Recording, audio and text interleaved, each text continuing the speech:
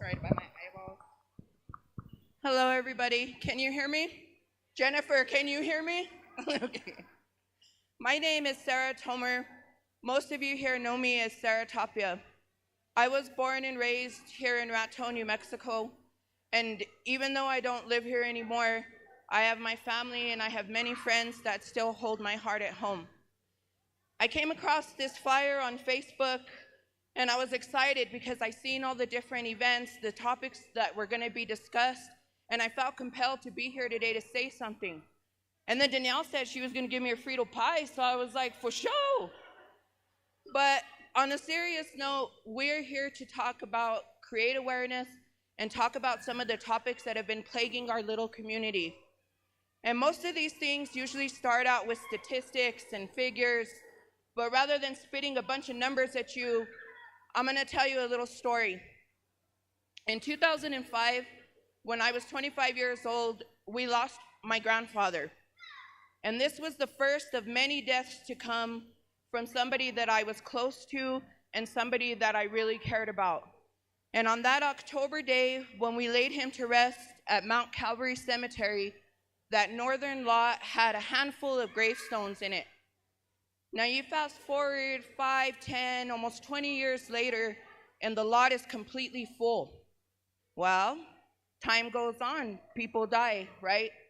But I ask you, how many people laid to rest there didn't make it to 50 years of age, 40 years of age, 30 years of age?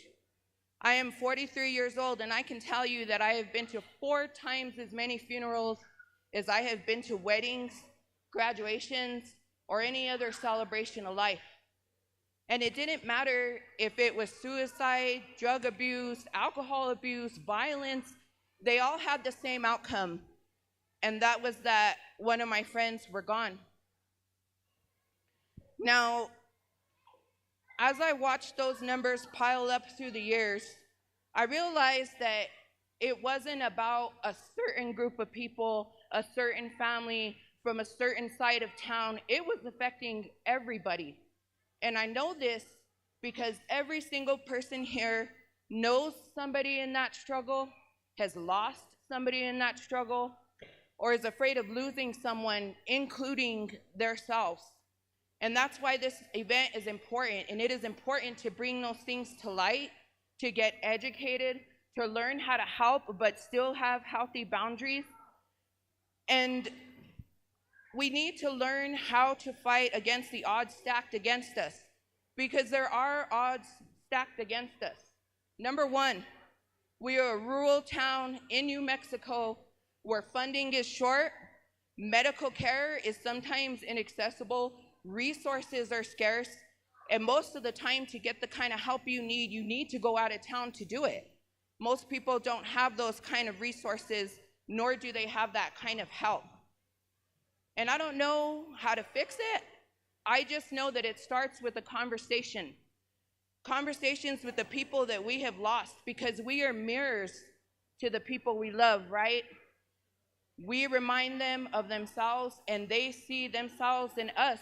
So it's uncomfortable, and it's most of the time not a good confrontation or conversation, but you have to say something.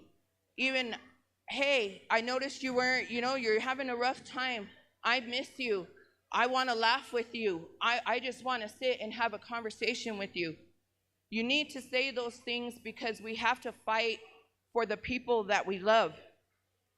And they need to know that they don't have to be in the shadows, and they don't have to be ashamed. Everybody needs help, and you're gonna need that help. My good friend Adam Raby says, we get sick alone, but we heal together. And until there is a state of emergency or a state of urgency, nothing is going to change. So, not even mentioning our elders, the parents, the siblings, the uncles and aunts, and everybody that we have lost, but particularly for me today, to the friends I have said goodbye to: Josh, Geronimo, Devin, Adam, Stephen, Carrie, Fred, Enrique, Patrick, Shannon, Jacob, Ross, Tiffany, Jacob, Sean, Eric, Cruzita, Vaughn, John Paul, Christy, Tony, Jesse, Chris, Frankie, Justin, Casey, Ruben, and TJ.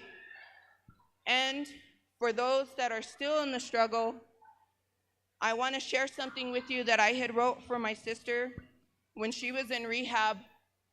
And later, when I had another sister in a similar place, she posted this next to her bedside, and she shared it with others that were there at that facility to help give them some kind of light, because you got to know that sometimes your voice is the only thing people can hear.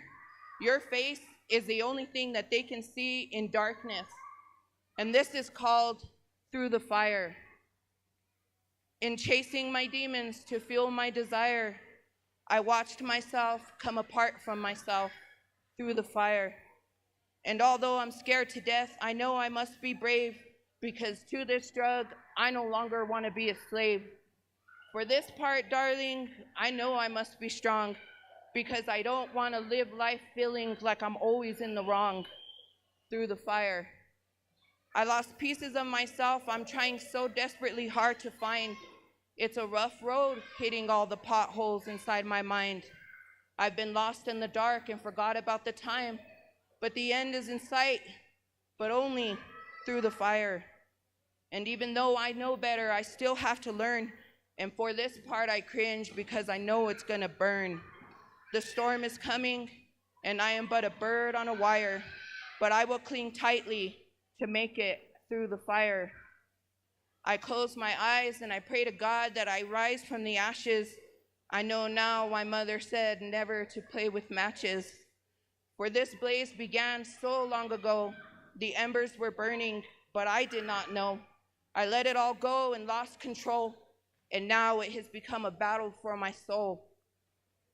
Time to dig up all that was buried and let it all transpire, for that is what it means to walk through the fire. Please let me feel again, but only so I can remember to believe, remember how to just breathe, and know that everything I need is inside of me. My eyes have cried 1,000 rivers, but the need for water is dire.